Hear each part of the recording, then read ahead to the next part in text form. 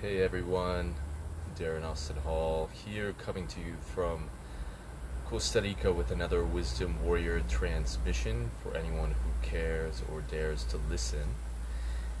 And today I want to talk about a topic that's quite relevant and pertinent in our collective consciousness right now, especially all over social media. And that is this whole idea of conspiracy or conspiracy theory. Now, I posted a meme yesterday that's being widely shared, where I sort of break this down in the statement that I've been kind of alarmed at how much denouncement and ridicule is being thrown about, bandied about conspiracy theorists, and really framing them as kind of delusional and creating this kind of caricature. And it's becoming quite endemic. You're seeing these being passed around and shared and amplified a lot. And it's leading to a lot of really morbid ridicule and belittlement, which I think is very, very dangerous, but more importantly, just not very truthful. And what I called forth in that meme is that we have to be more nuanced, because at the end of the day, conspiracies are real. My background, if you don't know, is I came from a undergraduate degree in media studies, information and technoculture at Western University in Toronto, or in Ontario, Canada. And that was the first time that I became aware of conspiracies in the world. Basically, secretive happenings that were occurring within governments and corporations and the military-industrial complex, often all in utter collusion with the corporate media as well.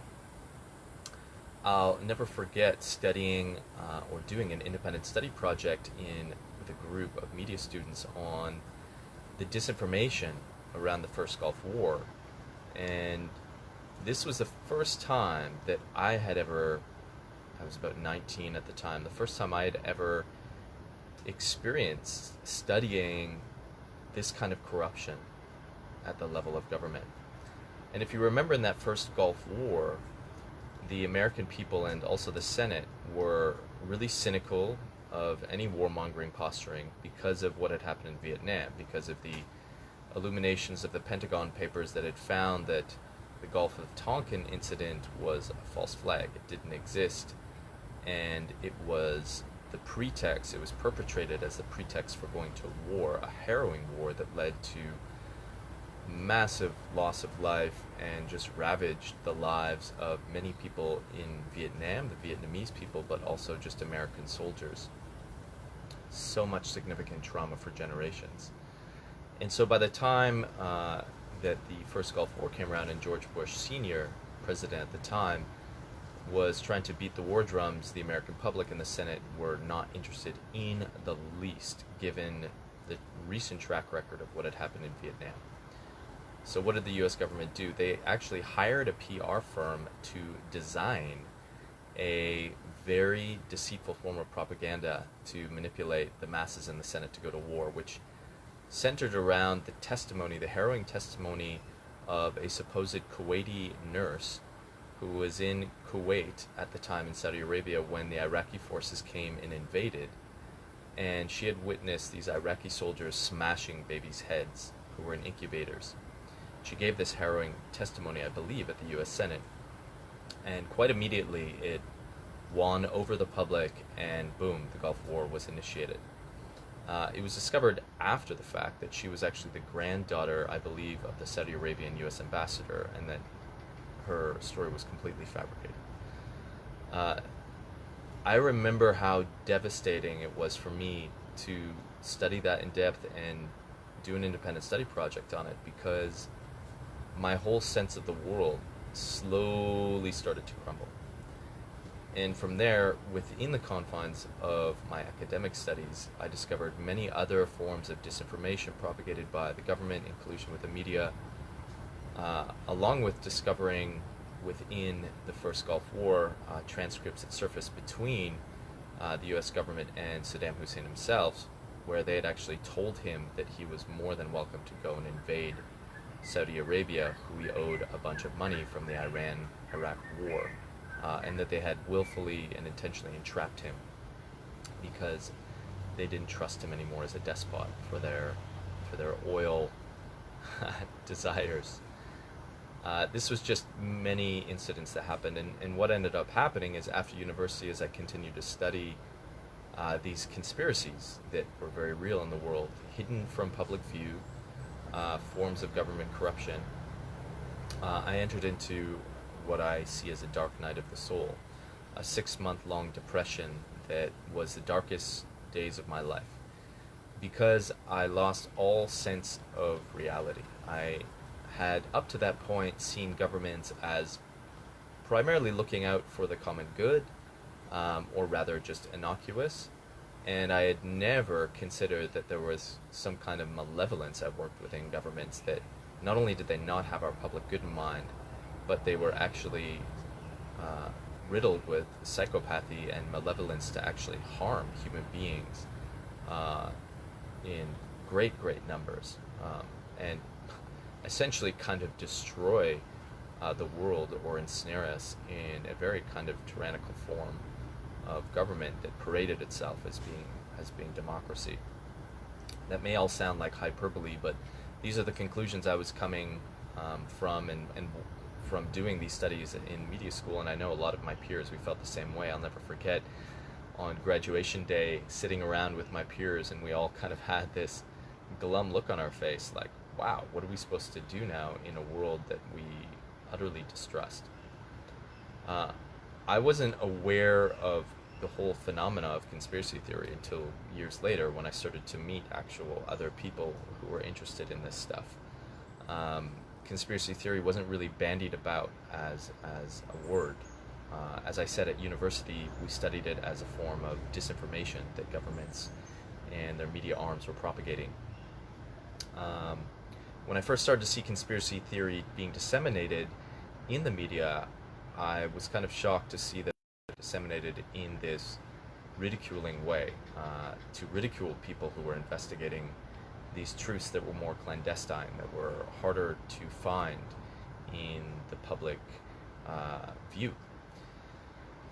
And I also want to share that around that time, I had also had a kind of spiritual awakening, because it was the first time I had experienced the Eastern Enlightenment traditions. At university, I studied Asian philosophy in my final year, and I had a huge awakening to spirituality, to yoga, to meditation, and ended up studying those up to this day. It's been the passion of my life, spirituality. But what I want to say is that I did start to meet these kinds of conspiracy theorists that I think people are kind of loath against. And I think there is a lot of relevant things being shared right now, and I think it's actually very good that conspiracy theory itself is under the microscope, because it's an important phenomena. I do believe conspiracy theory is pretty much on one level. There's very many dimensions to this, that it is a form of investigative journalism, but it can also be a form of absolute delusional paranoia. And that's why the subtitle for this talk was Multidimensional Truth, because I'm very passionate about the fact that we live in a sense of reality where many truths are usually true at once, that we have to construct what I call a mandala of meaning so that we can constellate all these things to understand all the nuances before we arrive at conclusions. This takes a lot of thought, a lot of contemplation, reflection, and it often takes collective effort. I think long gone are the days of individuals themselves being disseminators of truth, although this is just me as an individual here on Facebook giving a talk. I'm coming to these truths through many conversations and many learnings from many different minds. And this is by no means a conclusive talk. I don't believe in conclusions. I think this is just, my intention here is to start or not start, the dialogue is already happening, but to enrich the dialogue, hopefully, and to continue inspiring different talking points so that we can get closer to understanding truths around this matter that is very important. So the first things that I've shared, I'm sharing just because I want to render the fact that I do believe that conspiracies are just a reality. And I actually don't think that's open to debate. I think that should be patently obvious to people when they study the workings of government, to study the workings of corporations and the collusion that the mainstream media is often involved in. It should be fairly obvious that things are being done hidden from the public view. And they usually only come to light many years later after really scrupulous investigative journalism, and that is becoming less and less likely as the media becomes more and more oligarchic.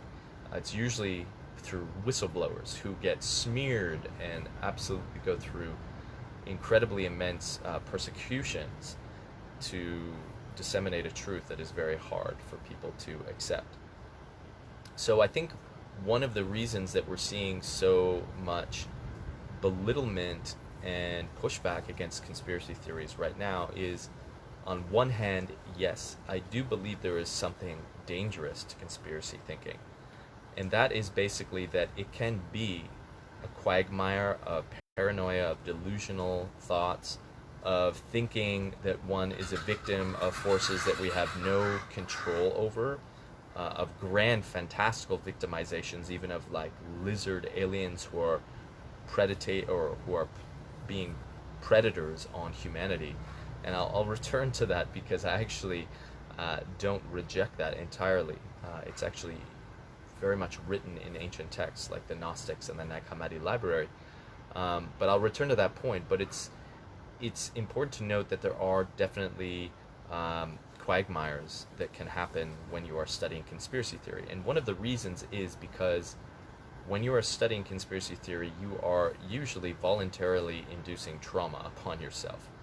Trauma because when you start to realize that there is a great kind of evil working in the world, and I use evil in quotation marks because I don't believe in good and evil, I believe it's more of an insanity, but when you see this kind of evil or insanity in the world, if you haven't seen it before, it's quite shocking, and it can lead to these kinds of episodes of depression where your whole sense of reality falls to the floor, especially if up to that point you've thought the government's had our best interest in mind.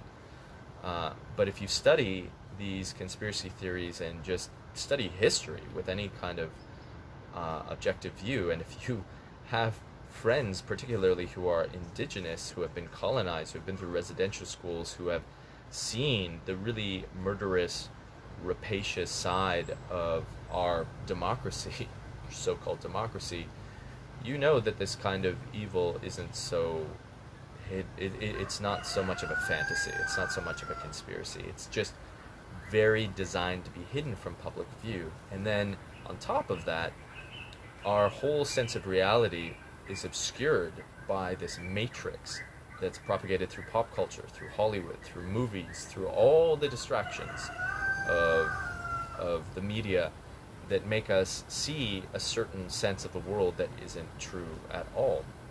Hollywood and pop culture is very much invested in creating what Jacques Derrida, the great postmodern philosopher, called the simulacrum, the simulated reality that's propagated by all of this mass media.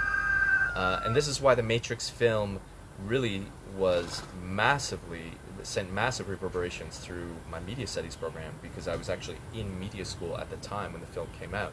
And it gripped and captivated a lot of professors and students alike, because we saw, despite all the sensationalistic violence that I could do without, but there was a very highly relevant point being made in that film, which is that yes, we are living in a simulated reality, and that yes, we need to unplug from it and take the red pill. And of course, this language is very vogue right now. You see a lot of people saying, oh, you need to be red pilled, we've got a red pill, the sheeple, and I have no time for language like sheeple. I find that's an absolute disdain. Yeah, yo, Mally, yeah, we got some roosters here. I'm pretty much living in nature, in the jungle. But I have no time for that kind of disdain. And unfortunately, a lot of conspiracy theorists fall into that kind of emotional possession where they become super angry, super paranoid, and they're not really reasoned communicators. And I think that's an unfortunate occurrence that happens, because it doesn't really help truth and the whole mission of truth and unifying people and rallying people to see these things very clearly, because they do exist. Um, and this is part of the problems with studying conspiracy theory, and why I've said from the get-go, if you are going to study conspiracy theory, make fucking sure you meditate beforehand, or take breaks and meditate, because you are voluntarily deciding to look at incredibly disturbing details of our reality that will traumatize you, that will challenge your cognitive dissonance, and potentially utterly deconstruct your sense of the world, which could create tremendous instability in your consciousness. And I can see why people become very delusional, this kind of caricature, this stereotypical conspiracy theorist who's filled with all these ideas and just has to tell everyone about it, but has no solution, no positivity, is just mired in this victim complex. And then on top of that, because there's so much sadness and despair in them, we know that sadness and anger are bedfellows. These people are also very quick to anger if no one will listen to them, because they really, beneath it all, they want people to come in support so that they can, hopefully do something about this. But that's usually not the case. People stay stagnant in that. I see it as a kind of initial field. Now, I've not been innocent of that at all. I think it's actually inevitable, even for investigative journalists, who I think are not so different from certain noble conspiracy theorists. I use that word noble because I think there are people who are doing conspiracy research who are actually providing solutions and are doing this in a form of intrepid journalism. But there is definitely quagmires there, and we need to really develop a keener sense of how to look at conspiracies and how to study them and how to disseminate them to public view. So to that endeavor, on this multi-dimensional mission of truth, I am happy that there is more dialogue happening around conspiracies. What I find disturbing, though, is that there is a whole conversation demeaning conspiracy theories in this big, broad stroke of denouncing it as some kind of delusional aspect of reality, and I think that is really fucking dangerous, especially given the fact that, as I've acknowledged, conspiracies are real, our governments are culpable and are still culpable in these, and we're seeing it play out in real time right now with this coronavirus pandemic. We are witnessing AI, techno-tyranny, surveillance state operations being orchestrated, and these are things that have been planned. There are documents that show that there's a transhumanist bent within the military-industrial complex wings of the government that has been co-opting political theory for a very, very long time. This is a conspiracy. It has been happening away from public view, but thanks to some journalists who have been doing some really big digging into this, we now know what is going on. And it's now a time to actually really figure out how to integrate, I believe, conspiracy theory on a mass level, rather than deriding it and seeing it as some caricature of what it is, and realizing that there are conspiracy realities and that there are conspiracy theorists who are doing really good investigative journalism. And part of the problem is the media was supposed to be, the journalists' media was supposed to be the fifth estate. They were supposed to check the government. That was one of the main reasons journalism was created, was to always create a check on government. But of course the media has been really co-opted, especially ever since the JFK assassination, and you can actually look at CIA and FBI documents that talk about how the whole notion of conspiracy theory and creating a sort of belittling term of conspiracy theorists was an orchestration of the intelligence agency at the time, because they knew the JFK assassination had so many holes in it, and this whole magic bullet theory wasn't going to carry much weight. So they had to kind of weaponize this idea of creating this kind of public stigma around conspiracy theory to hopefully influence people to start policing themselves, so that they would see someone speaking about, these secretive theories of what's going on in the government, and sort of judge them as someone stupid and immature and shut them up. And that's exactly what's been happening. And now it's happening en masse in such a massive, massive way, and that is disturbing to me, because all of a sudden a crisis hits and we're just going to assume that these governments, that these corporations, that the media, which has had so many corrupt instances in their name, which has led to the suffering of untold amounts of human beings, all of a sudden we're supposed to trust every word they're saying. I'm very glad that people are pushing back. But within that, we need nuances. We have to realize that there are delusions within anything, whether it's science, conspiracy thinking, that we need a collective effort. We need to be self-effacing. We need to start really doing our research and trying to find valid sources, but also realizing that it's often hard to find valid sources in the search for truth when these things are so hidden from public view. If you just see the mainstream media as a valid source and you see all YouTube bloggers or bloggers who are writing blogs and you just discredit them from the outset because they're just an individual and they're not associated with any kind of supposed journalistic standard establishment, I think that's a really slippery slope. I think the fact is that the Fifth Estate has collapsed, and that it's up to actually citizen journalists to do their work.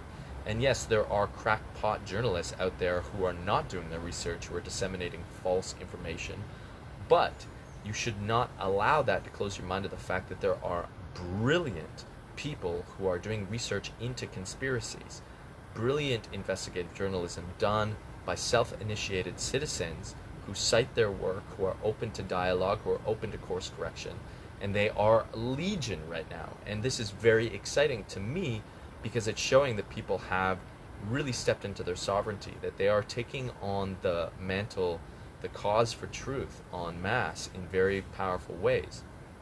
And this is why I think there's actually such a pushback in the corporate media around conspiracy theories, because they know this, they're witnessing this, and they're scared because they know that their tricks are no longer working anymore. If you've seen with this pandemic, and the reason people are calling it a plandemic, well, even within that, I think it's, there are things that are true and things that are erroneous within that. You cannot deny that the way the World Health Organization has been operating, they've been giving us half-truths all over the place, deceiving us, telling us, oh, person-to-person contact, not a big deal, as early as, or as late as January, and then knowing that Bill and Melinda Gates have huge amount of money invested. I think they're the chief investors behind the World Health Organization now. And then I shared a chart recently where you can see how many vaccine companies that they're invested in and own, but they also are heavily invested in medical science education as well. I mean, Bill Gates was sued by the US government for having the worst kind of monopoly over software. He was actually destroying rivals when they weren't even out of the gate, and he was found guilty by one judge. And people forget that, but then all of a sudden he now has a monopoly, really a monopoly over certain sectors of healthcare, most significantly vaccines, and then is on all these mainstream media's stations all of a sudden telling people that things won't go back to normal until largely everyone, he's actually said that oxymoronically, largely everyone is vaccinated. What the heck does that mean? Of course people are going to distrust that. I mean, it's patently obvious that that should be specious to everyone and a conflict of interest to the highest degree. So there are conspiracies at work. This is not some crack-potted idea, but we have to have nuance. We have to realize that this is going to be a huge red pill for a lot of people who haven't really done the work to really acknowledge this kind of evil and an insanity in place, and the culpability between governments, corporate media to actually disseminate falsehoods, false flags, and deceptions. There are conspiracies that are true, there are conspiracies that are false. This is just like anything else, and it's going to take a lot of investigation to make that which is right, to really have that. At the moment, I'm very disturbed to see this huge broad stroke, and I'm very disturbed that there's a lot of really intelligent writers and stuff, people that I really admire, who are taking upon themselves to jump on their soapboxes right now and really poke fun and ridicule conspiracy theorists. Like, this is not helpful. This is not helpful at all to really staying awake to the fact that some of these governments and corporations do not have our best interests in mind, and that right now they are making significant maneuvers, such as these techno-tyranny kind of operations, that I believe and many believe are very dangerous to the well-being of many to come. So we need to stay awoke to that. The last thing I'll share is that I don't really use words like woke and sheeple all that much, and I find them rather detestable. If you follow me, if you follow my writings, I'm not always perfect, but I try to be very reasoned and very balanced. I try to invite dialogue, I try and respond to people respectfully, and I try and write things that always hold a kind of unified perspective so that we can all feel together in a sort of truth-finding mission or truth discovery. I have no time for that side of conspiracy theory that starts to deride others, calling them sheeple, calling them you're not woke, this kind of righteous arrogance and dismissiveness. I have no time for that. But on the other hand, I have no time for people ridiculing conspiracy theorists as crackpot new age idiots. And it's very interesting to me that I see this in unification on both sides. It's like both are becoming what they despise. And I don't know if anyone else finds that really interesting right now, but it's quite funny. I also find it really interesting that a lot of people who are trying to debunk conspiracy theorists are falling into the same traps that conspiracy theorists are falling into. And you see this a lot right now with the attempted debunking of Plandemic and Judy Mikovich's work, which on one hand, yes, some things have been Sorry, we had a pause there for the internet. I'll just share this last point about the whole Plandemic debunking, that I'm also seeing the people trying to debunk Plandemic sharing questionable sources as well, while just moments ago they were telling everyone that you're not sharing great sources, and this is what all conspiracy theorists do. It's very interesting to me to witness that both the people who are spreading delusional conspiracies, apparently, people trying to debunk them, are also guilty of the same things, of not using good sources and such, and making arrogant, dismissive commentary. So I'll leave it there. I'll be sharing soon an article on this. I'm going to be starting a blog, I think, on Medium, which I find a good platform. I'll be sharing pretty much all of these ideas, mostly in written form, but feel free to share this. I think this is an important paradigm to bring forward. I think right now, my closing thought is this, that we need to come together and realize that we're in a huge challenge right now in discovering what is truth in our world, where you can't trust necessarily the media, but not all of the media. Nothing is absolute. And this is going to take a collective effort. That's why we need to come together and unify more than ever. We don't need to be infighting and ridiculing, belittling each other. There's a really big crisis on multi-dimensions happening right now, not just the pandemic of COVID, but the fact that our governments are starting to enforce really tyrannical techno operations that I think are really, really dangerous, and this is going to take a very concerted and unified effort. So much love to you all. I'll talk to you again soon. Be glorious. Woo. How do I end this thing? Love y'all.